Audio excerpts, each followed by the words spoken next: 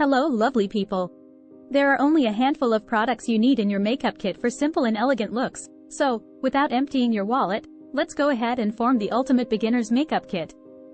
The most common makeup concerns are excess oiliness and foundation separation. 1. Primer. Matte Melt can double up as a primer that hydrates your skin and also creates a barrier between your pores and your makeup. This prevents your makeup from looking greasy and helps it last longer. 2. Concealer. If you are looking for a natural, no makeup look, using concealer is the way to go.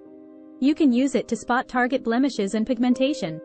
This will help your skin retains its natural texture and your makeup will not look cakey. Loose powder. Whether it's a loose powder or a compact, you need a powder to set your concealer. This is an essential product that prevents creases from forming and also helps your makeup stay comfortably matte for a long time. If you have pigmentation or deeper skin, choose a warm-toned powder to prevent looking gray and dull. Before we continue, please consider subscribing to my channel if you like my content. Lipstick. A simple swipe is enough to bring a flush of color into your makeup, helping you get a natural-looking glow. Mascara. This underrated gem is a great multi-use product.